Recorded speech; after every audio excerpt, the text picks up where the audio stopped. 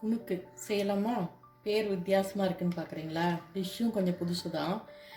ஆக்சுவலாக இது என்னென்னா, அடை மாவு அரைச்சி வச்சுருக்கோம் இல்லைங்களா, அடைக்கி அதில் மீதி ஆச்சுன்னா கொஞ்சம் மாவு இந்த மாதிரி ரொம்ப அடையும் ஊற்ற முடியாது, ஆனால் கொஞ்சம் மீதியும் இருக்குது அப்படின்ற போது அந்த அடை மாவு மீதி இருக்கிற மாவில் கூட வந்து கொஞ்சம் கடலை மாவு நமக்கு எவ்வளோ தேவையோ அந்த அளவுக்கு போட்டுக்கலாம். ஒரு குவான்டிட்டி அந்த அடை மாவில் பாதி அளவுக்குன்னு வச்சுக்கோங்களேன். போட்டுட்டு இதுலேயே ஏற்கனவே எல்லாமே நம்ம போட்டிருக்கோம். முருங்கைக்கீரை இருக்கும், வெங்காயம் எல்லாமே இருக்கும். கொஞ்சம் ஃப்ரெஷ்ஷாக இருக்கட்டோன்னே இன்னும் கொஞ்சம் ஃப்ரெஷ்ஷான கருவேப்பிலை, கொத்தமல்லி வேணும்னா இன்னும் கொஞ்சம் வெங்காயம் வேணாலும் நம்ம சேர்த்து போட்டுக்கலாம். இது எல்லாத்தையும் போட்டுட்டு நல்லா அப்படி பிசைஞ்சோம்னாலே கிட்டத்தட்ட சரியாக இருக்கும். அந்த மாவில் இருக்கிற தண்ணியே கிட்டத்தட்ட சரியாக இருக்கும். இந்த மாதிரிக்கும் ஒரு போண்டா மாவு கன்சிஸ்டன்சிக்கு வரும். இது வந்து நல்ல எண்ணெய், காஞ்ச எண்ணெயில் குட்டி குட்டியாக போடணும். அதனால தான் இதுக்கு பேர் குணுக்குன்னு பேர். போடும்போது காட்டுற பாருங்க. நல்ல சூடான எண்ணெயில் குட்டி குட்டி குட்டியாக போடணும். அதனால தான் இதுக்கு பேர் குணுக்குன்னே பேர்.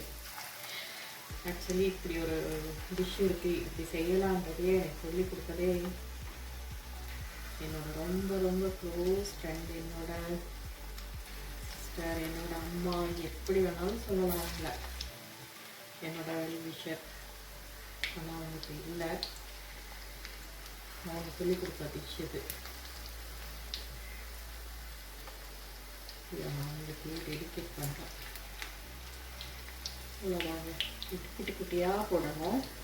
ரொம்ப பெருசாக போடக்கூடாது. அது தெரியல, ஏன்னு தெரியல, அந்த அடமாவு இருக்கிறதுனால வேகிறது லேட் ஆகுன்றதுனாலையா என்னன்னு தெரியல. அவங்க சொன்னது இந்த மாதிரி தான் குட்டி குட்டியாக போடணும். அதனால தான் இதுக்கு பேரே குணுக்குன்னு சொல்கிறாங்கல்ல, அதனால தான் அதுக்கு பேர் குணுக்குன்னு பேருன்னு வச்சுக்கோங்களேன். வரணும், இந்த மாதிரி வரணும்.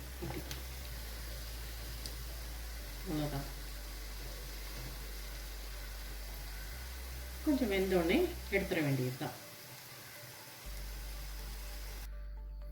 அவ்வளோதான். ரொம்ப கஷ்டப்படாமல் ஈவினிங் டைமுக்கு சிம்பிளாக ஒரு ஸ்நாக்ஸு. ரொம்ப அப்படியே சூப்பரான டேஸ்ட் இருக்கும்னு சொல்ல முடியாது, ஆனால் மோசமாலாம் இருக்காது, நல்லாவே இருக்கும். சாதாரண நார்மலாக ஒரு கடல மாவு, அரிசி மாவு போட்டு ஒரு போண்டா போட்டால் எப்படி இருக்கும் குட்டி குட்டியாக, அந்த மாதிரி இருக்கும்னு வச்சுக்கோங்களேன். பட் நம்ம கொஞ்சோண்டு அடமாது மீதி ஆயிடுச்சு, அதை கழுவி ஊற்ற வேண்டாம், அதை வேஸ்ட் பண்ண வேண்டாம். அதில் அது ஒரு அடைக்கு 2 அடைக்கு ஊற்றி யார் சாப்பிட்றதுன்னு யோசிக்க வேண்டாம். அதில் இந்த மாதிரி நம்ம பண்ணிக்கலாம். இதில் என்ன சொல்கிறது, 2 in 1ன்னு வச்சுக்கோங்களேன். ஈவினிங் ஸ்நாக்ஸும் ஆச்சு, மீதியான அடமாவை யூஸ் பண்ண மாதிரி ஆச்சு. அதே மாதிரி ஈவினிங் ஒரு காஃபியோடு சேர்த்து அதையும் சாப்பிட்டா ரொம்ப சூப்பராக இருக்கும். காஃபி என்னடா எட்டி பார்க்குற மாதிரி இருக்குன்னு நினைக்காதீங்க. நான் காஃபி குடிக்கிறதே ரேரு, குடித்தாலும் இவ்வளோ தான் குடிப்பேன் நான். இவ்வளோ தான். நீங்களும் இதே மாதிரி ட்ரை பண்ணி பார்த்து சொல்லுங்கள் எப்படி இருக்குன்ட்டு. ஓகே, இந்த வீடியோ பிடிச்சிருந்துச்சுன்னா லைக் பண்ணுங்கள், ஷேர் பண்ணுங்கள், கமெண்ட் பண்ணுங்கள். புதுசாக பார்க்குறீங்கன்னா சப்ஸ்கிரைப் பண்ணிக்கோங்க. தேங்க்ஸ் ஃபார் வாட்சிங். பாய்.